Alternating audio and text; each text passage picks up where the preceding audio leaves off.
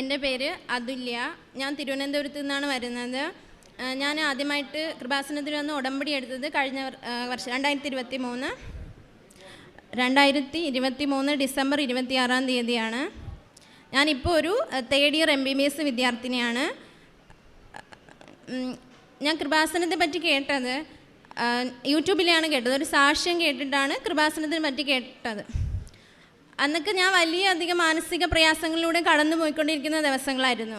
അതായത് എനിക്ക് MBBSന് അഡ്മിഷൻ കിട്ടിയത് 2017 2017 അഡ്മിഷൻ കിട്ടിയെങ്കിലും ഭയങ്കര സന്തോഷമായിരുന്നു. എനിക്ക് താല്പര്യമില്ല, കാരണം ഞാൻ സാധാരണ കുടുംബത്തിൽ നിന്ന് വരുന്നതാണ്. അച്ഛനും അമ്മയും കൂലിപ്പണിക്കാരാണ്.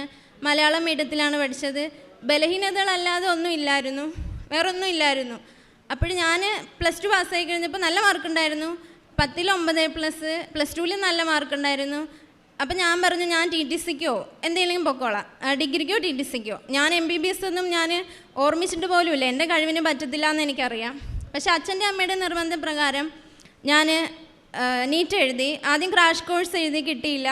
നീറ്റ് ഞാൻ പാലായിൽ 1 വർഷം റിപ്പീറ്റ് ചെയ്തു.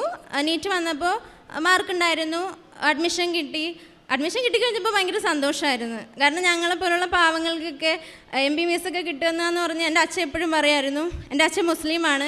വാപ്പച്ചി എപ്പോഴും പറയായിരുന്നു, നമുക്ക് ലോട്ടറി അടിക്കുന്നതിന് തുല്യം MBBSന് അഡ്മിഷനൊക്കെ കിട്ടുകയെന്ന് വെച്ചാൽ. അപ്പം ഭയങ്കര സന്തോഷമാണ്, എല്ലാവർക്കും സന്തോഷം. എനിക്ക് ഭയങ്കര സന്തോഷമായിരുന്നു. പക്ഷേ പഠിക്കാൻ കയറിയിട്ട് എനിക്കറിയത്തില്ല എന്താ സംഭവിച്ചതെന്ന്. പഠിക്കാൻ ശ്രമിക്കുന്നുണ്ട്, നന്നായിട്ട് പഠിക്കാൻ ശ്രമിക്കുന്നുണ്ടായിരുന്നു. ക്ലാസ്സിൽ എല്ലാ ദിവസവും പോകാമായിരുന്നു. ഉറക്കമൊഴിച്ച് പഠിക്കാൻ ശ്രമിക്കുന്നുണ്ട്. പക്ഷേ ഞാൻ എക്സാമിനൊന്നും പാസ്സാവുന്നില്ല. ഞാൻ ചുറ്റുമുള്ള എല്ലാവരിലും നോക്കും, 0 മാർക്ക് കിട്ടിയവരും ഉണ്ട്. പക്ഷെ അവർക്കൊന്നും വിഷമമൊന്നുമില്ല. അവരടിച്ചു പൊളിച്ച് കിടക്കുക. കാരണം അവർക്ക് അച്ഛനും അമ്മയ്ക്കും ഒന്നിൽ പൈസ കാണും, നല്ല വലിയ കുടുംബത്തിൽ നിന്നാണ് വന്നത്. അപ്പം അവർക്കൊക്കെ വിഷമിക്കേണ്ട സാഹചര്യം ഞാൻ കണ്ടിട്ടില്ല. പക്ഷേ ഞാൻ നോക്കുമ്പോൾ എൻ്റെ അച്ഛനും അമ്മയും കഷ്ടപ്പെട്ട് എന്നെ പഠിപ്പിക്കുന്നത്. അതുകൊണ്ട് തന്നെ പഠിക്കാൻ പറ്റാതെ ഇപ്പോൾ നല്ല വിഷമമായി, ഡിപ്രഷനിലോട്ട് പോയി. എപ്പോഴും വിഷമിച്ചിരിക്കും, കൂട്ടുകൂടാനൊന്നും പോകത്തില്ല. കാരണം എപ്പോഴും മനസ്സിലൊരു വിഷമമായിരുന്നു. അച്ഛനും അമ്മയും റബ്ബർ ടാപ്പിങ്ങാണ് അവരത്രയും കഷ്ടപ്പെട്ട് എന്നെ പഠിപ്പിക്കുമ്പോൾ അവർക്ക് തണലേക്കാനുള്ള ഞാനാണ്. പക്ഷെ അഡ്മിഷന് കിട്ടിയിട്ട് എനിക്കൊന്നും പഠിക്കാൻ പറ്റുന്നില്ല. നല്ല വിഷമമായിരുന്നു. എപ്പോഴും കരയും, കൂട്ടുകൂടാനൊന്നും പോകത്തില്ല. ഏതെങ്കിലും മൂലയിൽ എപ്പോഴും ചെന്നിരിക്കും. ഹോസ്റ്റലിലായിരുന്നു. അതിനിടയിൽ പഠിക്കാൻ ശ്രമിക്കുന്നുണ്ട്, പക്ഷെ പാസ്സാവുന്നില്ല. അവസാനമായപ്പോൾ ഞാൻ പറഞ്ഞു, അമ്മയോടും അച്ഛനോടും പറഞ്ഞു, ഞാൻ പോകുന്നില്ല, എനിക്ക് പറ്റത്തില്ല. ഞാൻ ഈ കോഴ്സ് ഡ്രോപ്പ് ചെയ്തിട്ട് ഞാൻ TTCക്കോ വല്ലതിനും പൊക്കോളാം, അതൊക്കെ എന്നെക്കൊണ്ട് പറ്റൂ. അപ്പോൾ എല്ലാവരും, അച്ഛനായാലും അമ്മയായാലും കോളേജിലെ ടീച്ചേഴ്സൊക്കെ ആയാലും ഒരു പൊട്ടിപ്പെണ്ണെന്നുള്ള നിലയിൽ, ഇത്രയും വലിയ കോഴ്സ് ലഭിച്ചിട്ട് പഠിക്കാൻ വയ്യ എന്നുള്ള നിലയിൽ അങ്ങനെ രീതിയിൽ ഒത്തിരി വിഷമിപ്പിച്ചു. പക്ഷെ എൻ്റെ അവസ്ഥ എനിക്ക് മാത്രമേ അറിയത്തുള്ളായിരുന്നു. ഞാൻ എത്ര പറഞ്ഞാലും ആർക്കും മനസ്സിലാകത്തില്ലായിരുന്നു. അങ്ങനെ വന്നു കഴിഞ്ഞപ്പോഴത്തേക്കും ഹോസ്റ്റലിലായിരുന്നു ഞാൻ ആദ്യമൊക്കെ. എൻ്റെ വീട് അടുത്താണ്, 1 മണിക്കൂറുള്ള യാത്രയൊക്കെ ഉള്ളൂ. പക്ഷേ പഠിക്കാനെന്നുകൊണ്ട് ഹോസ്റ്റലിൽ നിന്ന് കഴിഞ്ഞപ്പോഴത്തേക്കും എനിക്ക് ഒട്ടും പറ്റത്തില്ല, ജീവിക്കാൻ ഒട്ടും പറ്റത്തില്ല. അച്ഛൻ്റെ അമ്മയുടെ മുഖം ഓർക്കുമ്പോഴേ, വേറൊന്നുമല്ല. അവരെന്തോരം പ്രതീക്ഷയോടെ വളർത്തിയത്. പക്ഷേ അക്കാഡമിക്കലി നല്ല ഇതിൽ വന്നിട്ടും ഇത്രയും വലിയൊരു അവസരം കിട്ടിയിട്ടും എനിക്ക് പഠിക്കാൻ പറ്റുന്നില്ല. അങ്ങനെ വന്നപ്പോൾ ഞാൻ തീരുമാനിച്ചു, എന്നെക്കൊണ്ടൊരു ഉപയോഗമില്ല, ഞാൻ ജീവിതം അവസാനിപ്പിക്കാമെന്ന് തന്നെ തീരുമാനിച്ചു. അപ്പോൾ ഹോസ്റ്റലിൽ നിന്ന് തന്നെ ആത്മഹത്യക്കുള്ള ശ്രമം നടത്തി. പക്ഷേ എൻ്റെ കൂട്ടുകാരി കണ്ടു. അപ്പോൾ അവൾ ചെന്നിട്ട് മെൻറ്റേഴ്സുണ്ട്, കൗൺസിലിംഗ് ഉണ്ട്, അവരെ ഗ്രൂപ്പിനോട് പറഞ്ഞു കോളേജിൽ. അപ്പോൾ അവർ കൊണ്ടുവന്നിട്ട് കുറേ കൗൺസിലിംഗ് എന്നിട്ട് സൈക്കാട്രിസ്റ്റിനെ കാണിച്ചു. ഞങ്ങളുടെ കോളേജിൻ്റെ തന്നെ സൈക്കാട്രിസ്റ്റിനെ കാണിച്ചു കഴിഞ്ഞപ്പോൾ എല്ലാവരും പറയുന്നതെന്ന് വെച്ചാൽ, മോൾക്ക് പഠിക്കാൻ പറ്റും, അഡ്മിഷൻ കിട്ടി ഇത്രയും ആയില്ലേ, പഠിക്കാൻ പറ്റും. പക്ഷെ ആരും എനിക്ക് എങ്ങനെ പഠിക്കണമെന്നോ ഒന്നും ഒരു ഗൈഡൻസ് ആരും തന്നില്ല. ഒന്നാമത്തെ സൈക്കാട്രിസ്റ്റിനെ കാണിച്ചു, ഒരു ഇതും ഉണ്ടായില്ല, മാറ്റമൊന്നും ഉണ്ടായില്ല. പിന്നെ വിഷമം തന്നെ. ഈ ആത്മഹത്യക്ക് ശ്രമിച്ചു കഴിഞ്ഞപ്പോഴത്തേക്ക് എന്നെ വീട്ടിൽ പറഞ്ഞു വിട്ടു, ഇനി ഹോസ്റ്റലിൽ നിർത്താൻ പറ്റത്തില്ല, അവർക്ക് റിസ്ക് എടുക്കാൻ വയ്യ, നിങ്ങൾ തന്നെ വീട്ടിൽ കൊണ്ടുപോയി മോളെ മാറ്റിയെടുത്തോളാൻ പറഞ്ഞു. എൻ്റെ അച്ഛനും അമ്മയും ഉറങ്ങാതെ എനിക്ക് കാവലിരുന്നു, ഞാൻ എന്തെങ്കിലും കടുങ്കൈ ചെയ്യുമെന്ന് വെച്ചിട്ട്. പിടിച്ചു നിന്നു. അച്ഛനും അമ്മേനെ ഓർത്തിട്ട് വീട്ടിൽ പോയിട്ടും പിടിച്ചു നിന്നു. കോളേജിൽ പോകുന്നുണ്ടായിരുന്നു ആ സമയം. പക്ഷെ കോളേജിൽ പോയാൽ ചുമ്മാ പോയിട്ട് ഇരുന്നിട്ട് വരാം, ഒന്നും ശ്രദ്ധിക്കാതെ അവിടെ പോയി ഇരുന്നിട്ട് വരുമായിരുന്നു. പറ്റുന്നില്ലായിരുന്നു. മനസ്സിൽ പിന്നെ എങ്ങനെയെങ്കിലും മരിച്ചാൽ മതി, അച്ഛനും അമ്മയും അറിയാതെ എങ്ങനെയെങ്കിലും അത് ചെയ്താൽ മതി എന്നായിരുന്നു. അത് കഴിഞ്ഞപ്പോൾ എങ്ങനെയെങ്കിലും മരിച്ചാൽ മതി എന്നായിരുന്നു മനസ്സിൽ. അപ്പോൾ അത് കഴിഞ്ഞപ്പോൾ ഞാൻ പിന്നെയും അവരെന്നെ തിരുവനന്തപുരത്തെ അരുൺ എന്ന് പറയുന്ന നല്ല സൈക്കാട്രിസ്റ്റാണ്, ഞങ്ങളുടെ കോളേജിൽ തന്നെ ക്ലാസ്സൊക്കെ എടുക്കാൻ വന്നിട്ടുള്ള പേര് കേട്ട സൈക്കാട്രിസ്റ്റാണ്. അദ്ദേഹത്തിൻ്റെ വീട്ടിൽ അവിടെ ഇതുണ്ടായിരുന്നു. വീട്ടിൽ കൺസൾട്ടേഷന് കൊണ്ടുപോയി കാണിച്ചു. അപ്പോൾ സാറ് മെഡിസിൻ തന്നു. മെഡിസിൻ കഴിച്ചെങ്കിലും എനിക്ക് പ്രത്യേകിച്ച് ഒരു മാറ്റം ഉണ്ടായില്ല. സന്തോഷമില്ല, സങ്കടവും ഇല്ല, പിന്നെ ഒരു വ്യത്യാസം ഉണ്ടായില്ല. അപ്പോഴേക്കും ഞാൻ ക്ലാസ്സിന് പോകുന്നുണ്ടായിരുന്നു. ചുമ്മാ ക്ലാസ്സിൽ പോയിട്ട് ഇരുന്നിട്ട് വരും. മനസ്സൊന്നും ഭയങ്കരമായിട്ട് മരവിച്ച അവസ്ഥയിലായിരുന്നു. അങ്ങനെ പോയിക്കൊണ്ടിരുന്നു. അപ്പം ഞാൻ വീട്ടിൽ വന്നിട്ട് ഞാൻ പറഞ്ഞു, ഇനി ഞാൻ പഠിക്കാൻ പോയി കഴിഞ്ഞാൽ അച്ഛനും അമ്മയ്ക്കും എന്നെ നഷ്ടപ്പെടും, ഞാൻ പോകത്തില്ല. അച്ഛനും അമ്മയ്ക്കും ജീവനോടെ എന്നെ കാണണമെന്നുണ്ടെങ്കിൽ, ആഗ്രഹം ഉണ്ടെങ്കിൽ എനിക്ക് വേറെ വല്ല കോഴ്സ് TTC അങ്ങനെ ഞാൻ പഠിക്കാൻ പൊക്കോളാം, ഡിഗ്രി എന്തെങ്കിലും പൊക്കോളാം, ഞാൻ ഇനി പോകത്തില്ല എന്ന് തന്നെ പറഞ്ഞു. അച്ഛനും അമ്മയ്ക്കും ഭയങ്കര മനപ്രയാസമായി. എന്താ ചെയ്യാലോ, അവരെൻ്റെ കഷ്ടപ്പാട് കണ്ടിട്ട്, എൻ്റെ സങ്കടം കണ്ടിട്ട് അവർ രണ്ടുപേരും കൂടെ ഓഫീസിൽ പോയി. ഇതിനിടയ്ക്ക് ഒരു വലിയ കാര്യം കൂടെ സംഭവിച്ചു. എൻ്റെ ബ്രദർ, അവനെ ഞാൻ ഒരുമിച്ചാണ് പഠിച്ചത്. എന്നെക്കാളും ഒരു വയസ്സിന് മൂത്ത മാത്രമേ ഉള്ളൂ, ഒരു വയസ്സ് കൂടുതലേ ഉള്ളൂ. പക്ഷേ ഞാൻ അവനെ ഒരുമിച്ചാണ് പഠിച്ചത്. അവനും +2 കഴിഞ്ഞപ്പോൾ ഞങ്ങൾ ഒരുമിച്ചാണ് +2 പാസ്സായത്. എന്നിട്ട് ഞാൻ നീറ്റിൻ്റെ ഇതിന് പോയി, റിപ്പീറ്റ് ചെയ്യാൻ പോയി, കോച്ചിങ്ങിന് പോയി. അവനാണെങ്കിൽ ആദ്യം എഴുതിയപ്പോൾ തന്നെ എഞ്ചിനീയറിങ്ങിന് അഡ്മിഷൻ കിട്ടി, ഗവൺമെൻറ് സീറ്റ് കയറി. എഞ്ചിനീയറിംഗിൽ പോയിട്ട് അവന് ഇത് തന്നെയായിരുന്നു അവസ്ഥ. അവിടെ എത്തിയപ്പോൾ പഠിക്കാൻ പറ്റുന്നില്ല. അവനൊരു 6 മാസത്തിനകം തന്നെ എന്ത് ചെയ്തു, ഡ്രോപ്പ് ചെയ്തിട്ട് വന്ന്. അവന് ഡ്രോപ്പ് ചെയ്യാൻ പറ്റി, കാരണം അവൻ ഗവൺമെൻറ്റിലായിരുന്നു. അവൻ പൈസ ഒന്നും കൊടുക്കണ്ട, സീറ്റിൽ നിന്ന് ഡ്രോപ്പ് ചെയ്ത് അവൻ ITIക്ക് പോയി. അപ്പം ഞാൻ എൻ്റെ അച്ഛനും അമ്മയോടും പറഞ്ഞു, അവൻ ഡ്രോപ്പ് ചെയ്ത് വന്നപ്പോൾ നിങ്ങളൊന്നും പറഞ്ഞില്ലല്ലോ, അതുപോലെ എനിക്കിനി പഠിക്കാൻ വയ്യ, ഞാനും നിർത്തി വരുവാന്ന്. പക്ഷെ അവർ പറഞ്ഞു, അവൻ ഗവൺമെൻറ് സീറ്റായോണ്ടാ ഡ്രോപ്പ് ചെയ്ത് വന്നിട്ട് ഒന്നും കൊടുക്കേണ്ടി വന്നില്ല, മോക്ക് അങ്ങനെയല്ല, പാതി പ്രൈവറ്റ് സീറ്റല്ലേ. അപ്പോൾ കോളേജിൽ ചെന്ന് പിന്നെ എൻ്റെ സങ്കടം സഹിക്കാൻ വയ്യാതെ അവർ കോളേജിൽ ചെന്ന് ചോദിച്ചു, എന്താണ് മോക്ക് താല്പര്യമില്ല പഠിക്കുക, ഇതുപോലൊക്കെയാണ് മോളുടെ മാനസികാവസ്ഥ, അവൾ വേറെ വല്ലേനും പൊക്കോളാന്ന് പറഞ്ഞ് ഓഫീസിൽ ചെന്ന് പ്രിൻസിപ്പാളിനെ കണ്ടപ്പോൾ പ്രിൻസിപ്പാൾ പറഞ്ഞു, ഓക്കെ നിങ്ങൾ ഡ്രോപ്പ് ചെയ്ത് പൊക്കോളൂ, പക്ഷേ സീറ്റിൻ്റെ പൈസ, എത്രയോ പിള്ളേർ അഡ്മിഷൻ കിട്ടാതിരിക്കുക, വിഷമിച്ച് എത്രയോ പിള്ളേർ പോയിട്ടുണ്ട്. അപ്പോൾ നിങ്ങൾക്ക് കിട്ടിയത് നിങ്ങൾ ശരിക്കും നിങ്ങൾ ചെയ്യുന്നത് മണ്ടത്തരമാണ്. പക്ഷെ എൻ്റെ അച്ഛനും അമ്മയ്ക്കും പറയാൻ എൻ്റെ അവസ്ഥ മാത്രമേ ഉണ്ടായിരുന്നുള്ളൂ. അപ്പോൾ അവർ പറഞ്ഞു, നിങ്ങൾ സീറ്റിൻ്റെ പൈസ കെട്ടി വെച്ചിട്ടാണെങ്കിൽ നിങ്ങൾ ഡ്രോപ്പ് ചെയ്ത് പൊക്കോളാൻ പറഞ്ഞു. പക്ഷേ 50-60 ലക്ഷമൊന്നും കെട്ടിവെക്കാൻ എൻ്റെ വീട്ടുകാർക്കില്ലല്ലോ. അപ്പോൾ വീട്ടിൽ വന്ന് എന്നോട് പറഞ്ഞു, എൻ്റെ അവസാനത്തെ പ്രതീക്ഷയായിരുന്നു. പക്ഷേ വീട്ടിൽ വന്ന് എന്നോട് പറഞ്ഞു, മോള് പഠിക്കാൻ പോയേ പറ്റൂ, അച്ഛൻ്റെ അമ്മയിൽ ഇല്ലല്ലോ, റബ്ബർ ടാപ്പിനിങ് പോകുന്ന അവർ 60 ലക്ഷമൊക്കെ എവിടെ നിന്ന് എടുത്ത് കൊടുക്കാനേ, മോള് പോയേ പറ്റൂ, പോയി പഠിക്ക്, പാസ്സാവുന്നില്ലെങ്കിൽ വേണ്ട, പഠിക്ക്, കോഴ്സ് പഠിച്ചു പൊക്കോന്ന് പറഞ്ഞു. അപ്പോൾ MBBS കിട്ടിയവർക്ക് അറിയാം, നമ്മുടെ KUHS കേരള യൂണിവേഴ്സിറ്റിയിൽ, പുറത്തെങ്ങനെയാണെന്ന് അറിയത്തില്ല, കേരള യൂണിവേഴ്സിറ്റിയിൽ ഫസ്റ്റ് ഇയർ കിട്ടിയാൽ മാത്രമേ സെക്കൻഡ് ഇയറിലേക്ക് നമുക്ക് പ്രൊമോഷൻ കിട്ടത്തുള്ളൂ, സെക്കൻഡ് ഇയർ പഠിക്കാൻ പറ്റത്തുള്ളൂ. ഫസ്റ്റ് ഇയറിൽ 3 വിഷയമുണ്ട്, 6 പേപ്പറാണ്, അതിൻ്റെ പ്രാക്ടിക്കൽസ് ഉണ്ട്, എല്ലാം പാസ്സായാൽ മാത്രമേ സെക്കൻഡ് ഇയറിലേക്ക് പോകാൻ പറ്റത്തുള്ളൂ. അപ്പോൾ ഞാൻ പിന്നെ എന്ത് ചെയ്തു, അച്ഛനും അമ്മയും പറഞ്ഞു വിട്ടു, ഞാൻ പിന്നെ പഠിക്കാൻ പോയി. അപ്പം ആ ഒരു വർഷത്തിനിടയ്ക്ക് സംഭവിച്ച കാര്യങ്ങളാണ് ഇതൊക്കെ. എന്നിട്ട് ആ ഒരു വർഷം അവസാനമായപ്പോൾ യൂണിവേഴ്സിറ്റി എക്സാം വന്നു, ഫൈനൽ യൂണിവേഴ്സിറ്റി വന്നു. അപ്പോൾ എനിക്ക് ഇൻറ്റേർണൽസ് ഒന്നും ഉണ്ടായിരുന്നില്ല, അറ്റൻഡൻസ് എല്ലാം ഉണ്ടായിരുന്നു, പക്ഷേ ഇടയ്ക്ക് വെച്ച് പോയില്ല. അപ്പോൾ അറ്റൻഡൻസ് കുഴപ്പമില്ലായിരുന്നു, പക്ഷേ ഇൻറ്റേർണൽസ് നല്ല കുറവായിരുന്നു. ബയോകെമിസ്ട്രി എന്ന് പറയുന്ന ഒരു വിഷയം മാത്രമേ എഴുതാൻ പറ്റുള്ളായിരുന്നു. പക്ഷേ ഞാൻ എഴുതിയില്ല. എന്നോട് ടീച്ചേഴ്സൊക്കെ പറഞ്ഞു, ഒന്നായിട്ടെങ്കിലും എഴുതിയെടുക്കും. പക്ഷേ എനിക്ക് പേടിയാണ്, ഞാൻ എഴുതത്തില്ല, ഒന്നിനുള്ള ധൈര്യമില്ല. ഞാൻ ആരുടെയെങ്കിലും മുമ്പിൽ പോയി നിന്ന് അപ്പം കരയും. ടീച്ചേഴ്സൊക്കെ എന്നെ വിളിച്ച് എന്തെങ്കിലും പറയുമ്പോൾ ഞാൻ അപ്പം കരയും. വേറെ ഒന്നും എനിക്ക് പറയാനുണ്ടായിരുന്നില്ല. എന്താ മോളെ പ്രശ്നമെന്ന് ചോദിച്ചാൽ എൻ്റെ കണ്ണീരിങ്ങനെ ഒലിക്കുന്നതല്ലാതെ വേറെ ഒന്നും ഉണ്ടായിരുന്നില്ല. അങ്ങനെ പിന്നെ ഞാൻ പോയി. എന്നിട്ട് അവസാന എക്സാം ഞാൻ എഴുതിയിട്ടില്ല. എന്നിട്ട് ഞാൻ 1 വർഷത്തോളം ഞാൻ പഠിക്കാൻ പോയില്ല. എന്തേ വരട്ടെ എന്ന് വെച്ചാൽ ഞാൻ പഠിക്കാൻ പോയില്ല, ഞാൻ വീട്ടിൽ തന്നെ ഇരുന്നു. ആ വീട്ടിൽ ഇരിക്കുമ്പോൾ ഞാൻ ശ്രമിക്കുന്നുണ്ടായിരുന്നു, അടുത്ത് വരുന്ന എക്സാമിനെങ്കിലും എനിക്ക് സപ്ലിമെൻ്ററി എക്സാം എഴുതുമ്പോഴെങ്കിലും ഒന്നെങ്കിലും പാസ്സാകാൻ പറ്റിയല്ലോ, ഞാൻ പഠിക്കുന്നുണ്ടായിരുന്നു. അങ്ങനെ 1 വർഷം കഴിഞ്ഞ് പഠിച്ച് വന്നപ്പോഴത്തേക്ക് ഞാൻ വിചാരിച്ചു ഓരോന്നായിട്ട് എഴുതിയെടുക്കാം, 6 മാസം കൊണ്ട് ഒന്ന് പഠിച്ച് എഴുതിയെടുക്കാം. അങ്ങനെ ഞാൻ 6 മാസം 3 വിഷയങ്ങളുള്ളത്, അനാട്ടമി, ഫിസിയോളജി, ബയോകെമിസ്ട്രി. അപ്പം ഞാൻ ആദ്യത്തെ 6 മാസം ഞാൻ പഠിച്ചു. ആദ്യം എഴുതിയത് ബയോകെമിസ്ട്രിയാണ്, പാസ്സായി, നല്ല മാർക്കോടുകൂടി പാസ്സായി. അപ്പോൾ എനിക്ക് കുറച്ച് കോൺഫിഡൻസ് കിട്ടി, പഠിച്ചാൽ പറ്റും. അങ്ങനെ രണ്ടാമത്തേത് എഴുതി ഫിസിയോളജി, അതും പാസ്സായി. പക്ഷേ അനാട്ടമി വന്നപ്പോൾ എനിക്ക് എഴുതാൻ പറ്റില്ല, 3-4 പ്രാവശ്യം എഴുതി ജയിക്കുന്നില്ല. 1-2 മാർക്കിനൊക്കെയാണ് പോകുന്നത്. MBBS പഠിക്കുന്നവർക്ക് അറിയാമായിരിക്കും, 1 മാർക്ക് പോലും അവർ എക്സ്ട്രാ ഇട്ട് തരത്തില്ല, 1/2 മാർക്ക് പോലും ഇട്ട് തരത്തില്ല. 1/2 മാർക്കിന് 1 മാർക്കിന് വരെ തോറ്റു പോകുന്നത് എത്ര പിള്ളേരെന്നറിയോ, സപ്ലി എഴുതി നടക്കുന്നത്. അപ്പോൾ എനിക്കറിയാം ഞാൻ ഒരിക്കലും പാസ്സാകാൻ പോകുന്നില്ല, 4-5 പ്രാവശ്യമായി പാസ്സാകാൻ പോകുന്നില്ല. പിന്നെ എങ്ങനെയോ ഏതോ ഒരു സമയത്ത് പാസ്സായി സെക്കൻഡ് ഇയറിലെത്തി. അത് കഴിഞ്ഞപ്പോൾ ഒരു സമാധാനം എനിക്ക് തോന്നിയില്ല. ഫസ്റ്റ് ഇയർ കിട്ടി, ഓക്കെ സന്തോഷിക്കാനുള്ള ഞാനാ. പക്ഷേ സമാധാനം തോന്നിയില്ല. കാരണം ഞാൻ സെക്കൻഡ് ഇയറാണ്. ഫസ്റ്റ് ഇയറിലെ കാര്യങ്ങളൊക്കെ ഇങ്ങനെ ആലോചിച്ചപ്പോൾ അടുത്ത ക്ലാസ്സിന് പോകണം, സെക്കൻഡ് ഇയർ പഠിക്കണം, പിന്നെയും വലിയ കടൽ പോലെ മനസ്സിൽ ഭീതി അരച്ച് കയറുകയായിരുന്നു. എങ്ങനെ പഠിക്കും, എങ്ങനെ ക്ലാസ്സിൽ അറ്റൻഡ് ചെയ്തുകൊണ്ട് പഠിക്കും, ഫസ്റ്റ് ഇയറിൽ അത് തന്നെ അവസ്ഥ തന്നെ എനിക്ക് വരുമോ എന്നുള്ള രീതിയിലായിരുന്നു.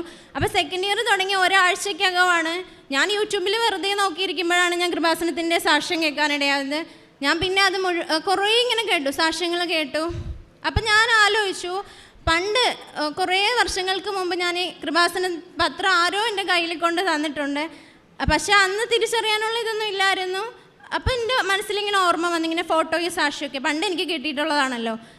എന്നിട്ട് ഞാൻ സാക്ഷ്യങ്ങളിരുന്ന് കേട്ടു. അപ്പം എനിക്ക് നല്ല വിശ്വാസം ഉണ്ടായിരുന്നു. അപ്പം ഞാൻ പാലായിൽ റിപ്പീറ്റ് ചെയ്യാൻ പഠിക്കുമ്പോൾ തന്നെ ഈശോയിൽ വിശ്വാസം ഉണ്ടായിരുന്നു. പള്ളിയിൽ, അവിടെ പള്ളിയുടെ മഠത്തിൻ്റെ ഹോസ്റ്റലിലാണ് നിന്ന് പഠിച്ചത്. അപ്പോൾ വിശ്വാസം ഉണ്ടായിരുന്നു. അപ്പോൾ ഞാൻ വിചാരിച്ചു കൃപാസനത്തെ പറ്റി കേട്ടപ്പോൾ പോയി ഉടമ്പടി എടുക്കണമല്ലോ എന്ന്. പിന്നെ ഒരാഴ്ചയ്ക്ക് തന്നെ കൃപാസനത്തിനെ പറ്റി കേട്ട് 2 ദിവസം കഴിഞ്ഞപ്പോൾ ഒരു അച്ഛൻ്റെ ടോക്കിൽ കൂടെ ഞാൻ കേൾക്കുവാണ്, ഈശോയ്ക്ക് നമുക്ക് ഏറ്റവും കൂടുതൽ അനുഗ്രഹം തരാൻ പറ്റുന്നത് പരിശുദ്ധ അമ്മയുടെ മാധ്യസ്ഥം വഴിയാണ്. അപ്പോൾ ഞാൻ വിചാരിച്ചു കൃപാസനത്തിലോട്ട് എന്നെ വിളിക്കുന്നതായിരിക്കും, ഈശോയ്ക്ക് എന്നെ സഹായിക്കാൻ പറ്റാഞ്ഞിട്ട് ഇനിയിപ്പോൾ അമ്മ വഴി സഹായിക്കാനായിരിക്കും എന്നെ വിളിക്കുന്നത്. ഒരാഴ്ചയ്ക്കകം തന്നെ ഇവിടെ വന്ന് ഉടമ്പടി എടുത്ത് ഇവിടെ വന്നപ്പോൾ ലോട്ടിട്ടപ്പോൾ അപ്പോൾ മണി അടിക്കാനുള്ള ഇത് കിട്ടി. അപ്പോൾ എനിക്ക് സന്തോഷമായി. അമ്മ ആദ്യം വന്നപ്പോൾ തന്നെ സ്വീകരിച്ചല്ലോ, അമ്മയുടെ മണി അടിച്ച് അമ്മയെ സ്വീകരിക്കാൻ പറ്റിയല്ലോ, അത് തന്നെ വലിയ സന്തോഷം. ഞാൻ എൻ്റെ നിയോഗങ്ങളെല്ലാം എഴുതിയിട്ടു. ഒന്നാമത്തെ നിയോഗം എന്ന് പറയുന്നത് എൻ്റെ ചിന്തകളെയും പ്രവൃത്തികളെയും നിയന്ത്രിച്ച് ഈശോയുടെ അമ്മയുടെ മകളായിട്ട് എന്നെ മുന്നോട്ട് നയിക്കണമെന്നായിരുന്നു. രണ്ടാമത്തെ നിയോഗം എന്ന് പറയുന്നത് ഇനി സെക്കൻഡ് ഇയറിലാണ് ഞാൻ തുടങ്ങിയിട്ടേ ഉള്ളൂ, പക്ഷേ സെക്കൻഡ് ഇയർ മുതൽ എനിക്ക് ഒരു സപ്ലി പോലും വരാൻ പാടില്ല, അതാത് വർഷം പഠിച്ച് എനിക്ക് പാസ്സായിട്ട് ഇറങ്ങണം അമ്മയെന്നായിരുന്നു. പിന്നെ എൻ്റെ അമ്മയുടെ തൈറോയ്ഡ് രോഗം വെച്ചിരുന്നു, അമ്മയുടെ തന്നെ കുഴിനകത്തിൻ്റെ കാര്യം വെച്ചിരുന്നു. അങ്ങനെ നിയോഗങ്ങൾ വെച്ചു. ഇവിടെ നിന്ന് പോയി കഴിഞ്ഞിട്ടെന്ന് പറയുമ്പോൾ പിന്നെ ഞാൻ സാക്ഷ്യങ്ങൾ കേൾക്കാനും അച്ഛൻ്റെ ധ്യാനങ്ങൾ കൂടാനൊക്കെ തുടങ്ങി. ഇവിടെ നിന്ന് പോയി കഴിഞ്ഞപ്പോൾ ശരിക്കും പഠിത്തത്തിൻ്റെ കാര്യം ഞാനങ്ങ് വിട്ടുപോയി. പിന്നെ മുഴുവൻ പ്രാർത്ഥനയിലായി, എങ്ങനെയും ഈശോൻ്റെ അമ്മയിലോടും കൂടുതൽ അടുക്കണം. കാരണം അവരോട് അടുത്ത് കഴിഞ്ഞാൽ പിന്നെ പേടിക്കണ്ടല്ലോ, ജീവിതത്തിൽ എന്ത് വന്നാലും പേടിക്കണ്ടല്ലോ. അപ്പം ഞാനിങ്ങനെ ജപമാലയെ പറ്റി കേട്ടു. സാക്ഷ്യത്തിൽ ആൾക്കാർ പറയുന്നത് ജപമാല ചൊല്ലി പ്രാർത്ഥിച്ചാൽ നടക്കാത്തതായിട്ടൊന്നുമില്ല. അങ്ങനെ ഞാൻ യൂട്യൂബിൽ നോക്കി സമ്പൂർണ്ണ ജപമാല എൻ്റെ ബുക്കിൽ നിറച്ചെഴുതിയെടുത്തു. സമ്പൂർണ്ണ ജപമാല ഫുൾ എഴുതിയെടുത്തു. 2 ദിവസം ഞാൻ ചൊല്ലി. 3-ാമത്തെ ദിവസം തന്നെ ഞാൻ മുഴുവൻ കാണാതെ പഠിച്ചു. ഇപ്പോൾ സമ്പൂർണ്ണ ജപമാല മുഴുവൻ ചൊല്ലാൻ കാണാതെ അറിയപ്പോൾ ഒരാഴ്ച കഴിഞ്ഞപ്പോൾ തന്നെ ഉടമ്പടിയുടെ ട്രാക്കിൽ വന്നെന്ന് എനിക്ക് മനസ്സിലായി. കാരണം ഞാനൊരിക്കലും ജപമാല ചൊല്ലണമെന്നൊന്നും വിചാരിച്ചിട്ടല്ലല്ലോ വന്നത്. പക്ഷേ ഓട്ടോമാറ്റിക്കായിട്ട് അമ്മ എല്ലാം നടത്തി തരുമായിരുന്നു. രാവിലെ 5:30 തന്നെ എണീറ്റ് പ്രാർത്ഥിക്കും. ഞാൻ അപ്പോഴും ഹോസ്റ്റലിലായിരുന്നു, സെക്കൻഡ് ഇയർ കിട്ടിയപ്പോൾ ഹോസ്റ്റലിൽ ആയിരുന്നു. അപ്പോൾ ജപമാല ചൊല്ലി പ്രാർത്ഥിക്കാൻ തുടങ്ങി, എല്ലാം കറക്റ്റായിട്ട് ചെയ്യാൻ തുടങ്ങി. ഉടമ്പടി പത്രത്തിൻ്റെ കാര്യം പറയുകയാണെങ്കിൽ ആദ്യമൊന്നും അറിയത്തില്ലല്ലോ. അപ്പോൾ ഞാൻ വിചാരിച്ചു, ഞാൻ കോളേജിൽ പോകുമ്പോൾ വൈറ്റ് കോട്ട് ഇട്ടിട്ടല്ലേ പോകുന്നത്, അപ്പോൾ കൊടുത്താൽ വിശ്വാസി വാങ്ങുമല്ലോ, അവർക്ക് വിശ്വാസം വരുമല്ലോ. കാരണം ഇത്രയും ആതുര സേവനം ചെയ്യുന്നവർ തന്നെ ഇങ്ങനെയൊക്കെ ചെയ്യുമ്പോൾ കോട്ടിട്ടുകൊണ്ടല്ലേ കൊടുക്കുന്നത്, അവർ വാങ്ങുമല്ലോ എന്ന ചിന്തയായിരുന്നു. അപ്പം ഞാൻ ഓടി 8 മണിക്ക് ക്ലാസ്, ഞാൻ ഓടി എന്ത് ചെയ്യുമെന്നറിയോ, പോകുമ്പോൾ സ്റ്റെപ്പ് വഴി കൊടുക്കും, ഓരോരുത്തരുടെ കയ്യിൽ കൊടുത്തിട്ട് പോകും. പിന്നെ അച്ഛൻ്റെ ടോക്കുകൾ കേൾക്കാൻ തുടങ്ങിയപ്പോൾ ഞാൻ വിചാരിച്ചു അങ്ങനെ നോട്ടീസ് കൊടുക്കുന്ന പോലെ കൊടുത്തിട്ട് ഒരു കാര്യമില്ല, പറഞ്ഞു തന്നെ കൊടുക്കണം. അപ്പം ഞാൻ വിചാരിച്ചു, അങ്ങനെ ആയപ്പോഴത്തേക്ക് കോളേജിൽ പിന്നെ സമയമില്ല കൊടുക്കാനായിട്ട്. പിന്നെ ഞാൻ എന്ത് ചെയ്യുമെന്ന് വെച്ചാൽ അവധി ദിവസങ്ങൾ വരുമല്ലോ, ഇപ്പം രാവിലെ ക്ലിനിക്സ്, ഉച്ചയ്ക്ക് ശേഷം തിയറിയാണ്. അപ്പോൾ ക്ലിനിക്സൊക്കെ ഇല്ലാത്ത ദിവസം ഞാൻ എന്ത് ചെയ്യും, എടുത്തിട്ട് ഞാൻ ഇറങ്ങും. അവിടേക്കുള്ള ബസ് സ്റ്റാൻഡിലൊക്കെ പോയിട്ട് അറിയാവുന്നവർക്കല്ല, വേറെ ആൾക്കാരായിരിക്കുമല്ലോ ബസ് സ്റ്റോപ്പിലേക്ക്, അപ്പോൾ അവർക്കൊക്കെ കൊണ്ടുപോയി കൊടുക്കും. അറിയാവുന്നവരോടും പറയും, കാണുന്നവരോടൊക്കെ കൊടുക്കും. എവിടെ പോയാലും കൃപാസന പത്രം എൻ്റെ ബാഗിലുണ്ടാവും.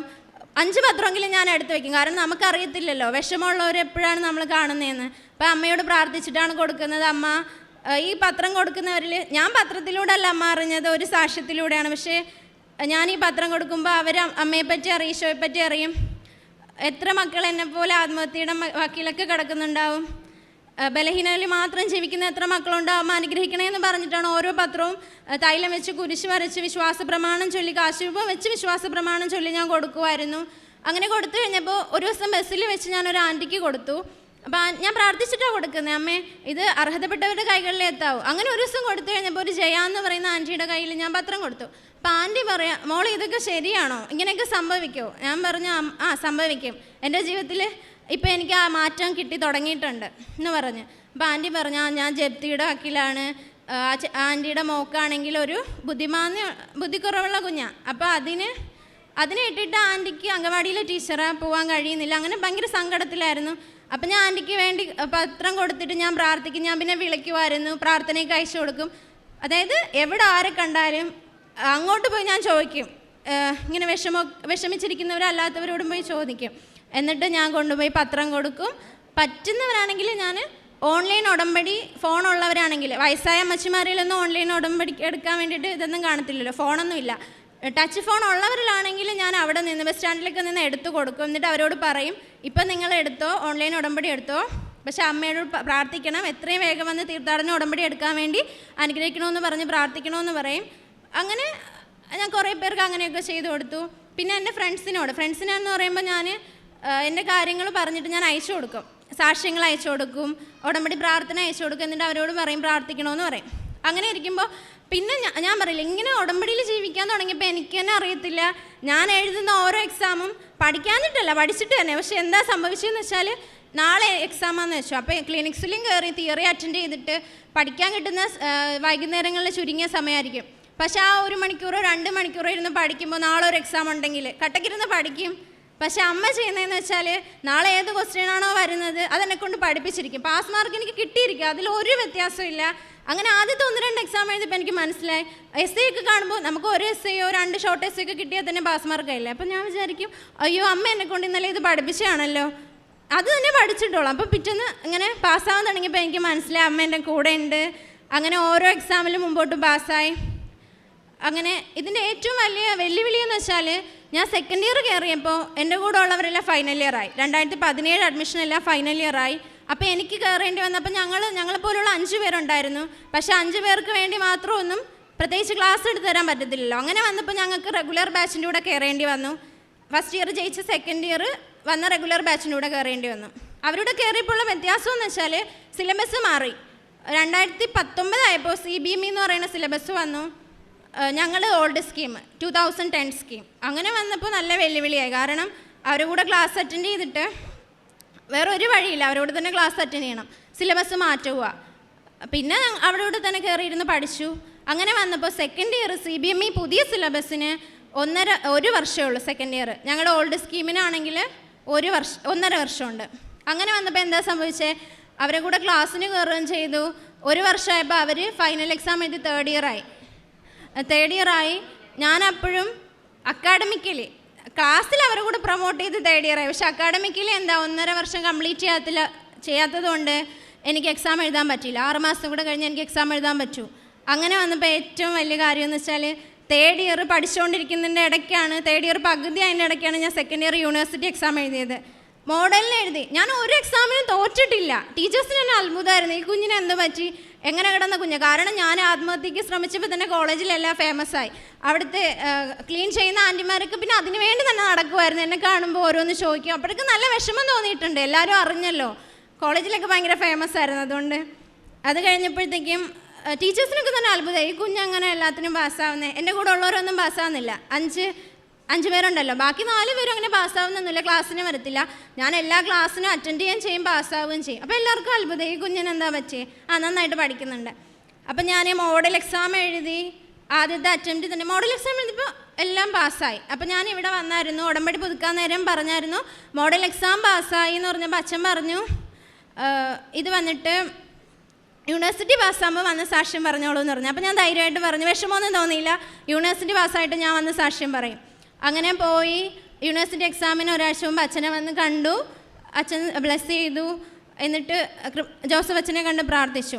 അച്ഛൻ ബ്ലെസ് ചെയ്തു, തിരിച്ചു പോയി. എക്സാമിൻ്റെ പഠിക്കുമ്പോഴൊക്കെ ഞാൻ എക്സാമിനും അതിന് മുമ്പേ തന്നെ പഠിക്കുമ്പോൾ കാശ് രൂപ ഞാൻ ഇതിലിട്ടിട്ടുണ്ട്, ജപമാലയിൽ ഇട്ടിട്ടുണ്ട്. ഞാനൊരു ഹിന്ദു ആണെങ്കിൽ കൂടി ജപമാല ഇട്ടിട്ടുണ്ട്. അപ്പോൾ എല്ലാവരും ചോദിക്കും, ക്രിസ്ത്യാനിയാണോ എന്ന് ചോദിക്കും. ഞാൻ അല്ല, ഞാൻ ഹിന്ദുവാ എന്ന് പറയും. പക്ഷെ ഞാൻ ഇട്ടിട്ടുണ്ട്. എനിക്ക് വിശ്വാസം ഈശോയിലാന്ന് ഞാൻ എല്ലാവരോടും പറയും. ഞാൻ ജന്മനാ ഹിന്ദു ആണെങ്കിലും ഈശോയിലാ വിശ്വാസം എന്ന് പറയും. അങ്ങനെ ഞാൻ ജപമാലയുടെ ഇട്ട് കാശുരൂപ ഇട്ട് പ്രാർത്ഥിക്കാൻ തുടങ്ങി. ഞാൻ എപ്പോഴും പഠിക്കാനെടുത്താലും വിശ്വാസ പ്രമാണം ചൊല്ലിയിട്ട് കാശുരൂപം വെച്ച് കുരിശ് വരച്ചിട്ടാണ് പഠിക്കാനിരിക്കാനുള്ളത്. അമ്മയോട് പറയും, അമ്മ ചെയ്യുന്ന പോലെ തന്നെ നാളത്തെ ക്വസ്റ്റ്യൻ എനിക്ക് കാണിച്ചു തന്ന് പഠിപ്പിക്കണമെന്ന് പറയും. അങ്ങനെ ഓരോ എക്സാമിലും പാസ്സായി, മോഡലിന് പാസ്സായി. യൂണിവേഴ്സിറ്റി വന്നു, ബ്ലെസ്സിങ് വാങ്ങി പോയി. എക്സാം ആവാറായപ്പോൾ ഞാനിവിടെ വന്ന് ഉടമ്പടി പുതുക്കിയിട്ടാണ് പോയത്. അപ്പോൾ എക്സാമിന് ഒരാഴ്ചയേ ഉള്ളൂ. അപ്പോൾ ഞാൻ അമ്മേനോടും പറഞ്ഞു, അമ്മേ എനിക്ക് വാങ്ങിക്കൊണ്ട് വന്ന പത്രമൊന്നും കൊടുക്കാനുള്ള സമയമില്ലല്ലോ, എനിക്ക് പഠിക്കാനുണ്ടല്ലോ. ഞാനെങ്ങനെ, അതായത് അവിടെ കൊടുക്കാൻ പറ്റത്തില്ല, പ്രൈവറ്റും കൂടെ അല്ലേ. അച്ഛൻ എപ്പോഴും ധ്യാനത്തിൽ പറയല്ലേ ഗവൺമെൻറ്റിലേ പോയി കൊടുക്കാവൂ, പാവങ്ങൾക്കേ കൊടുക്കാവൂ. അപ്പം ഞാൻ വിചാരിച്ച് ഒരു കെട്ട് പത്രം ഞാൻ കൊടുത്തു തീർത്തു അതിനിടയ്ക്ക് എൻ്റെ ഹോസ്പിറ്റലിലെ രോഗികൾക്ക് തന്നെ. എന്നിട്ട് പിന്നെ ജെറിയാട്രിക്സ് വാർഡുണ്ട് ഞങ്ങളുടെ ഹോസ്പിറ്റലിൽ. ആരും ഇല്ലാത്ത അച്ഛനമ്മമാരെയൊക്കെ ശുശ്രൂഷയ്ക്ക് കൊടുത്ത് അവിടെ തന്നെ താമസിപ്പിച്ച് ചികിത്സ ചെയ്യുന്നത്. അപ്പം ഞാൻ അവരുടെ അടുത്തേക്ക് പോരുന്ന ഓരോ കാര്യങ്ങളൊക്കെ പറയും. അവർക്ക് നമ്മൾ ഒരു സഹായം ചെയ്യേണ്ട, പക്ഷെ അവർക്ക് നമ്മൾ കൊടുക്കുന്ന 10 മിനിറ്റ് എന്ന് പറയുന്നത് മക്കളൊക്കെ ഉപേക്ഷിച്ച് വന്ന് കിടക്കുന്ന അച്ഛനമ്മമാർ. അപ്പം നമ്മൾ ചെന്നിരിക്കുമ്പോൾ തന്നെ ഏറെക്കുറെ അച്ഛനമ്മമാർക്കും എന്ത് കാണത്തില്ല, ബുദ്ധി ഓർമ്മ ഒന്നും കാണത്തില്ല. അവർ ചെല്ലുമ്പോൾ ഇങ്ങനെ ചിരിച്ചിട്ടിരിക്കും. നമ്മൾ ചെന്ന് കുറേ നേരം അവരോട് ടൈം സ്പെൻഡ് ചെയ്യും, എന്നിട്ട് തിരിച്ചു വരും. അപ്പോൾ ഒരാഴ്ചയ്ക്കുള്ള എക്സാമിന് എന്നെ ഏറ്റവും കൂടുതൽ അത്ഭുതപ്പെടുത്തിയെന്ന് പറയുമ്പോഴത്തേക്കും ഞാൻ പഠിക്കുന്നതിനേക്കാൾ കൂടുതൽ ഞാൻ മനസ്സിൽ വിചാരിക്കും, അമ്മ ഞാൻ പഠിക്കണമല്ലോ, ഇനി ഒരാഴ്ചയല്ലേ ഉള്ളൂ, നന്നായിട്ട് പഠിക്കുന്നുണ്ട്, എങ്കിലും ഞാൻ വിചാരിക്കും പ്രാർത്ഥനയിൽ അമ്മ ഇച്ചിരി ശ്രദ്ധ കൂടി പോകുന്നില്ലേ എന്ന് ചോദിക്കും. അതിൻ്റെ ഇടയ്ക്ക് 1 മാസം മുമ്പ് എക്സാമിൻ്റെ മോഡൽ കഴിഞ്ഞപ്പോൾ കുരിശിൻ്റെ വഴി എന്ന് പറയുന്ന വലിയൊരു പ്രാർത്ഥന ഇങ്ങനെ കിട്ടുക. ഒരച്ഛൻ്റെ ടോക്കിലൂടെ കുരിശിൻ്റെ വഴി എന്ന് പറയുന്ന പ്രാർത്ഥന കിട്ടുക. കുരിശിൻ്റെ വഴി ചൊല്ലുന്നിടത്ത് പിന്നെ ഒരു പൈശാചിക ശക്തികൾക്കും ഒരു ദുരിതത്തിനും അടുക്കാൻ പറ്റത്തില്ല. അപ്പം ഞാനിങ്ങനെ ഓരോന്ന് കേൾക്കുമ്പോൾ എങ്ങനെ ഈശോയോടും അമ്മനോടും കൂടുതൽ അടുക്കാമെന്ന് പറഞ്ഞ് ഇങ്ങനെ നോക്കിക്കൊണ്ട് നടക്കും. അങ്ങനെ കുരിശിൻ്റെ വഴി കിട്ടി. ഞാൻ അത് എന്ത് ചെയ്തു, യൂട്യൂബിൽ ഗൂഗിളിൽ ഡൗൺലോഡ് ചെയ്തിട്ട് അതും ചൊല്ലാൻ തുടങ്ങി. അപ്പോൾ എല്ലാം പ്രാർത്ഥനയോട് പ്രാർത്ഥന. അമ്മേനോട് പറഞ്ഞ് എൻ്റെ കൃപ എൻ്റെ ഇത് കൊണ്ട് നടക്കത്തില്ല, എനിക്കെല്ലാം ബലഹീനതകളേ ഉള്ളൂ. പിന്നെ വേറൊരു കാര്യം എന്ന് പറഞ്ഞാൽ ഞാൻ നോട്ട് എഴുതിയാണ് പഠിച്ചുകൊണ്ടിരുന്നത്. ഡയറക്റ്റ് ടെക്സ്റ്റ് ബുക്കിൽ നോക്കി പഠിച്ചാൽ എനിക്കൊന്നും മനസ്സിലാവത്തില്ല. അത് കാരണം വാരി വലിച്ച് കൊടുത്തേക്ക് അതിൻ്റെ അകത്തുനിന്ന് പോയിൻറ്റ്സുകൾ അണ്ടർലൈൻ ചെയ്ത് പഠിച്ചാൽ പോലും എനിക്ക് മനസ്സിലാവത്തില്ല. ഞാൻ എന്താ ചെയ്യുന്നത്, ടെക്സ്റ്റ് വായിക്കും, ഗൂഗിൾ നോക്കും, യൂട്യൂബിൽ ലെക്ചർ വീഡിയോസ് കാണും. ഇതിനെല്ലാം ചേർന്നിട്ട് എൻ്റേതായിട്ടുള്ള നോട്ട് ഉണ്ടാക്കിയിട്ടാണ് ഞാൻ പഠിച്ചുകൊണ്ടിരുന്നത്. അപ്പോൾ MBBS ക്ലിനിക്സിൽ കയറണം, OPയിൽ കയറണം, എല്ലാം കഴിഞ്ഞ് വന്ന് നോട്ട് എഴുതി ഇനി എപ്പോഴാണ് പഠിക്കാൻ സമയം. പക്ഷെ അവസാനമായപ്പോൾ ഞാൻ തന്നെ അറിയാതെ ഭയങ്കര സ്പീഡിന് ഞാൻ പഠിച്ചു. ഓരോന്ന് നല്ല രീതിയിൽ ഞാൻ പഠിച്ചു. എക്സാമിൻ്റെ ഒരാഴ്ചക്കുള്ളപ്പോൾ നല്ല രീതിയിൽ പഠിച്ചു. അപ്പോൾ വൈകിട്ടാകുമ്പോൾ എനിക്ക് മുഴുവൻ പ്രാർത്ഥന, 3-4 മണിക്കൂർ ഞാൻ പ്രാർത്ഥനയാണ്. ജപമാല, കുരിശിൻ്റെ വഴി, അരമണിക്കൂറുള്ള ബൈബിൾ വായന എല്ലാം കഴിഞ്ഞതിന് ശേഷം പഠിക്കാനിരിക്കുന്നത്. പക്ഷേ അങ്ങനെ ഇരിക്കുമ്പോൾ ഭയങ്കര പോസിറ്റീവാണ്. എൻ്റെ അമ്മ എനിക്ക് പഠിപ്പിച്ചു തരാം, അമ്മേൻ്റെ കൂടെ അല്ലേ ഞാനിരുന്ന് പഠിക്കുന്നതെന്നുള്ള ചിന്തയാണ്. അങ്ങനെ ഒരാഴ്ച കഴിഞ്ഞ് എക്സാം വന്നു. അങ്ങനെ എല്ലാ തയ്യാറെടുപ്പുകളോടും കൂടി, തയ്യാറെടുപ്പെന്ന് വെച്ചാൽ പഠനത്തിനേക്കാളുപരി പ്രാർത്ഥനയിൽ രാവിലെ എണീച്ച് ഓൺലൈൻ, ഞാൻ ഹിന്ദു ആണെങ്കിൽ കൂടി രാവിലെ എണീച്ച് ഓൺലൈൻ കുർബാനയും കൂടി ബൈബിളും വായിച്ചിട്ട് രാവിലെ എക്സാമിന് വന്നത്. എക്സാമിന് ചെന്നിരിക്കുമ്പോൾ ആദ്യത്തെ അരമണിക്കൂറുണ്ട്, നമുക്ക് ബുക്ക്ലെറ്റ് തരും, നമ്മൾ പേര് എഴുതണം, രജിസ്റ്റർ നമ്പർ എല്ലാം എഴുതി കഴിഞ്ഞ് അരമണിക്കൂർ തരും. എന്നിട്ട് മാത്രമേ ക്വസ്റ്റ്യൻ തരത്തുള്ളൂ. ആ അരമണിക്കൂർ കൊണ്ട് ഞാൻ ചെയ്യുന്നത്, ഞാൻ എഴുതി വെച്ചിട്ട് അന്ന് ഞാൻ ജപമാലയിൽ നിന്ന് ഊരി എൻ്റെ വലത് കയ്യിൽ മോതിരത്തിലിട്ട്. കാരണം ജപമാല ഇവിടെ കിടക്കുന്നതിനേക്കാളും ഞാൻ എഴുതുന്ന എൻ്റെ കയ്യിൽ തന്നെ കിടക്കുന്നതല്ലേ. അപ്പം അമ്മ തന്നെയല്ലേ എഴുതുന്നതെന്ന് വെച്ചിട്ട് ഞാൻ എടുത്ത് മോതിരത്തിലിട്ടു. എന്നിട്ട് എഴുതി. ആദ്യത്തെ അരമണിക്കൂർ ഞാൻ പ്രാർത്ഥനയായിരുന്നു. വിശ്വാസ പ്രമാണം എല്ലാം, പ്രത്യക്ഷീകരണ പ്രാർത്ഥന എല്ലാം ചൊല്ലി എല്ലാ പേജിൽ കുരിശ് വരച്ച് ഇങ്ങനെ പ്രാർത്ഥിച്ചിട്ടാ. ക്വസ്റ്റ്യൻ പേപ്പർ കിട്ടുമ്പോഴും അതേ നെഞ്ചോട് ചേർത്ത് വെച്ചിട്ട് ഞാൻ പറയും, അമ്മ എൻ്റെ കണ്ണിൽ കൂടെ അമ്മ തന്നെ വായിക്കണം, അമ്മ തന്നെ എൻ്റെ കൈ പിടിച്ച് എഴുതണം, അമ്മ തന്നെ പാസ്സാക്കി തരണം, എനിക്ക് വേറൊന്നും വേണ്ട, എനിക്ക് ഒരു വിഷയം പോയാൽ എനിക്ക് അടുത്ത തവണ എഴുതിയെടുക്കാം. പക്ഷെ ഇപ്പോൾ ചെയ്തതുപോലെ ആയിപ്പോവും. 6 മാസം 1 വർഷമൊക്കെ എടുത്തായിരിക്കും എഴുതിയെടുക്കുന്നത്. അപ്പോൾ 5.5 വർഷമുള്ള കോഴ്സ് എന്ന് കംപ്ലീറ്റ് ആവാനാ?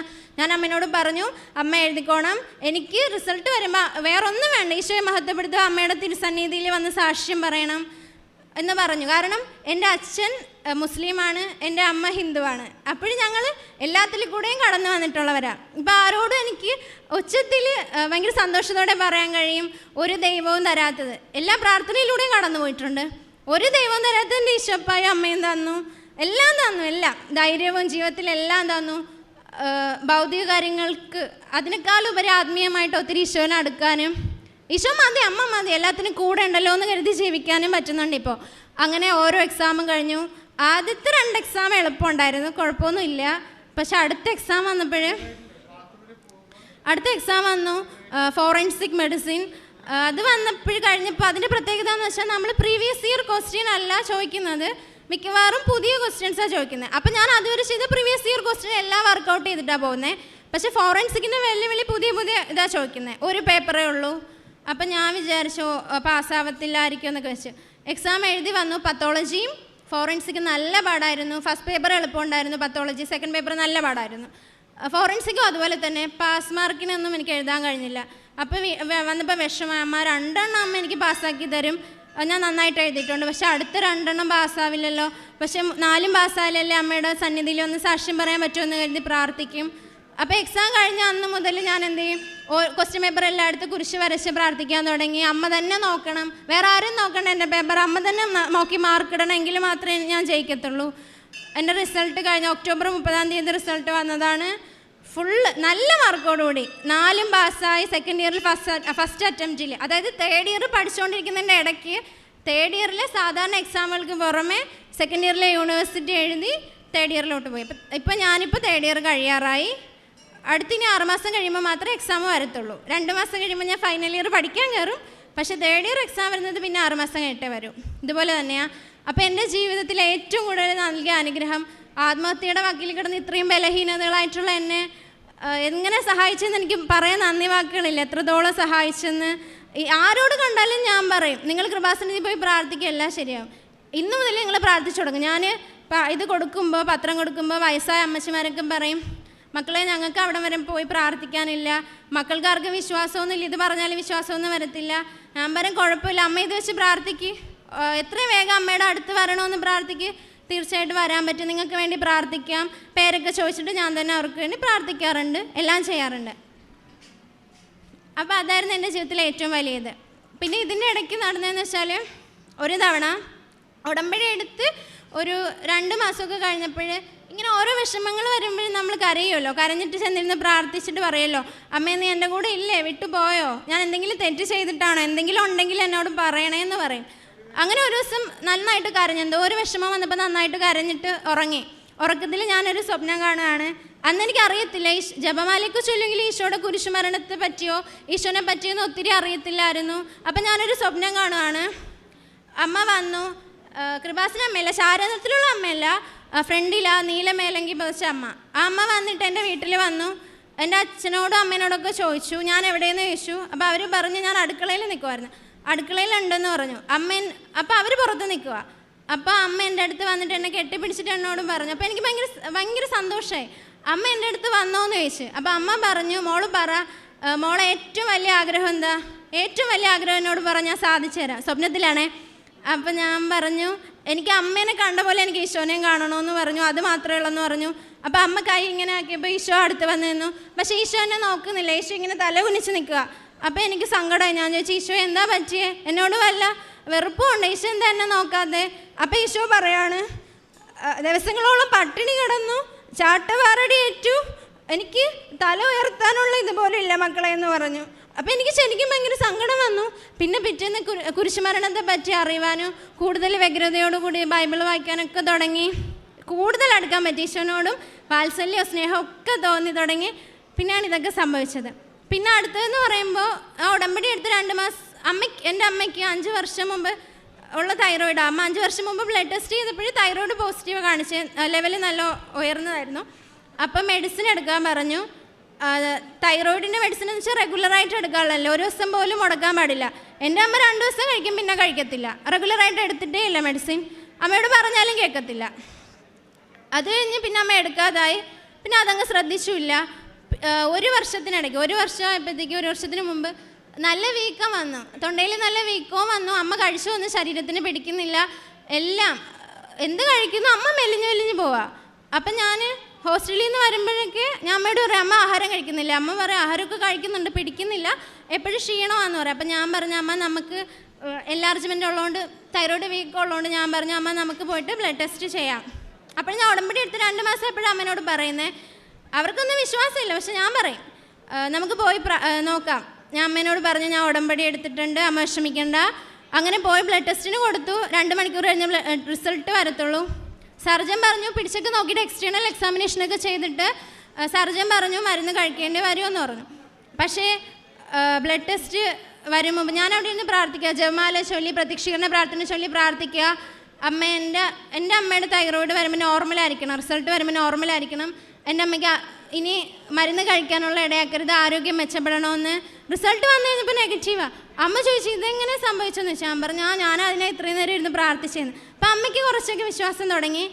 ഞാൻ തൈറോയ്ഡ് ആ ഒരു വീക്കത്തിലെന്നും വീട്ടിൽ പോകുമ്പോൾ എന്നും കുരിശ് വരച്ച് പ്രാർത്ഥിക്കുമായിരുന്നു. ഞാൻ എൻ്റെ ഹോസ്റ്റലിലാണെങ്കിൽ സ്വന്തമായിട്ട് എൻ്റെ തൊണ്ടയിൽ തന്നെ കുരിശ് വരച്ചിട്ട് അമ്മയുടെ തൈറോയ്ഡ് സുഖപ്പെടണമെന്ന് പറഞ്ഞ് പ്രാർത്ഥിക്കുമായിരുന്നു. അപ്പോൾ തൈറോയ്ഡ് നെഗറ്റീവായി. അപ്പോൾ അമ്മയ്ക്ക് ഇത്തിരി വിശ്വാസമൊക്കെ തുടങ്ങി, അങ്ങനെ പോയി.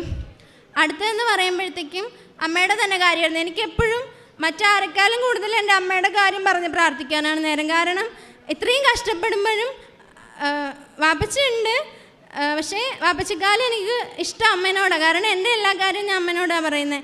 അപ്പോൾ അമ്മയുടെ ആരോഗ്യം പോകുമ്പോൾ എനിക്ക് സങ്കടം. എല്ലാവർക്കും വേണ്ടി പ്രാർത്ഥിക്കുമെങ്കിലും സ്നേഹം കൂടുതലാണ് അമ്മേനോട്. അപ്പോൾ അമ്മയുടെ കാര്യങ്ങൾക്ക് കൂടുതൽ പ്രസക്തി കൊടുത്ത് പ്രാർത്ഥിക്കുമായിരുന്നു.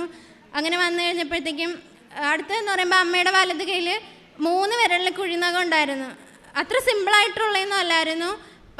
20 വർഷമായിട്ട് അമ്മയ്ക്ക് ആ കുഴിനകം 3 നല്ല പഴുത്തിട്ട് നഖമൊക്കെ ദ്രവിച്ചു പോയ അവസ്ഥയിലായിരുന്നു. അപ്പോൾ അമ്മ മിക്കവാറും ഞാൻ മെഡിക്കൽ സ്റ്റോറിൽ നിന്ന് ഗ്ലൗസൊക്കെ വാങ്ങിച്ചിട്ട് അമ്മ കിച്ചണിലൊക്കെ പണിയെടുക്കുന്നത്. അല്ലാതെ നനഞ്ഞാൽ എപ്പോഴും അത് പഴുത്ത് ഇൻഫെക്ഷൻ വരും. പിന്നെ ഞാൻ കണ്ടിട്ടുണ്ട് എരിയുള്ള കറികളൊക്കെ വരുമ്പോൾ അമ്മയ്ക്ക് കഴിക്കാൻ പറ്റത്തില്ല. ആ കൈ കൊണ്ട് കഴിച്ചിട്ടുണ്ടെങ്കിൽ വലത് കൈയിലാണല്ലോ, അപ്പോൾ അത് കഴിച്ചിട്ടുണ്ടെങ്കിൽ നല്ല പുകഞ്ഞ നീറ്റിലായിരിക്കും. അപ്പോൾ അമ്മ സ്പൂൺ കൊണ്ട് കോരി കഴിക്കുന്നത് കണ്ടിട്ടുണ്ട്. ചില സമയങ്ങളിൽ ഇടത് കൈ കൊണ്ട് കഴിക്കുന്നത് കണ്ടിട്ടുണ്ട്. അതൊക്കെ കാണുമ്പോൾ സങ്കടമാണ്. അപ്പം ഞാൻ കുഴിനകത്തിൻ്റെ കാര്യം ഉടമ്പടിയിൽ വെച്ച് സുഖപ്പെടുത്തി കൊടുത്തേക്കണേന്ന്. ഇപ്പോൾ വീട്ടിൽ പോകുമ്പോഴൊക്കെയും ഞാൻ തൈലം കുരിശ് വരച്ച് പ്രാർത്ഥിക്കും. അതുപോലെ തന്നെ ഉപ്പ് കുറച്ച് വെള്ളത്തിലിട്ടിട്ട് കുടിക്കാൻ കൊടുക്കും. അതൊക്കെ കഴിഞ്ഞപ്പോൾ ഞാനിപ്പോൾ സാക്ഷ്യം പറയാൻ വരില്ല. അപ്പം ഞാനൊരു 6 മാസം മുമ്പ് അമ്മേനോട് ചോദിച്ചു, അമ്മ എങ്ങനെയുണ്ട് അമ്മയുടെ കയ്യിൽ? അപ്പം അമ്മ പറഞ്ഞ് 2 വിരൽ പൂർണ്ണമായിട്ട് സുഖപ്പെട്ടു, നല്ല നഖം വന്നു, 3-മത്തേത് വന്നുകൊണ്ടിരിക്കുന്നു എന്ന് പറഞ്ഞു. അപ്പോൾ എനിക്ക് ഭയങ്കര സന്തോഷമായി. കാരണം എൻ്റെ അമ്മയ്ക്കിന് നന്നായിട്ട് പണിയൊക്കെ ചെയ്യാം. അല്ലെങ്കിൽ അമ്മയ്ക്ക് എപ്പോഴും വിഷമമായിരുന്നു, ഗ്ലൗസ് ഇട്ടിട്ടൊക്കെയാണ് കിച്ചണിൽ നിൽക്കേണ്ടി വന്നത്. അമ്മയ്ക്ക് എനിക്ക് ഭയങ്കര സന്തോഷം അമ്മയ്ക്ക് സൗഖ്യപ്പെടുത്തി കൊടുത്തപ്പോൾ. പിന്നെ ഉള്ളത് 17 വർഷമായിട്ട് എനിക്ക് തലവേദന ഉണ്ടായിരുന്നു. അത് കാണിക്കാത്ത ഡോക്ടേഴ്സ് ഇല്ല. എൻ്റെ അച്ഛനും അമ്മയും കൂടെ എവിടെയൊക്കെ കൊണ്ടുപോയി കാണിച്ചെന്ന് അറിയത്തില്ല. ഒരു ഡോക്ടറിനെ കാണിക്കുമ്പം പറയും മൈഗ്രെയിന്, അതിൻ്റെ ഇത് കഴിക്കണം. പിന്നെ കുറേ ആയുർവേദം നോക്കി, മൈഗ്രെയിനാന്ന് പറഞ്ഞിട്ട് കുറയുന്നില്ല. തലവേദന എന്ന് പറഞ്ഞാൽ നല്ല തലവേദന ആയിരിക്കും. കുറേ നേരം കോൺസെൻട്രേറ്റ് ചെയ്ത് ബുക്കൊന്നും വായിക്കാൻ പറ്റത്തില്ല. ഏറ്റവും കൂടുതൽ ഞാൻ തലവേദനയോട് അനുഭവിച്ചത് ഞാൻ പാലായിൽ എൻട്രൻസ് കോച്ചിങ്ങിന് നിൽക്കുന്ന സമയത്താണ്. ഞാൻ പറഞ്ഞല്ലോ MBBS ആഗ്രഹമുണ്ട് മനസ്സിൽ. അതുകൊണ്ട് തന്നെ വീട്ടിലിരുന്ന് നന്നായി കോച്ചിങ് സെൻറ്ററിൽ ഇരുന്ന് ഞാൻ ഉറക്കമൊഴിഞ്ഞ് പഠിച്ചു. പക്ഷെ പഠിക്കുമ്പോഴേക്കും നല്ല ഇവിടെ വീങ്ങി വരും, കണ്ണിൻ്റെ മുകളിലും താഴെ നല്ല വീങ്ങി വരും, കണ്ണ് ഭയങ്കര ചെറുതാവും, ഭയങ്കര സ്ട്രെയിനാണ് കണ്ണിന്.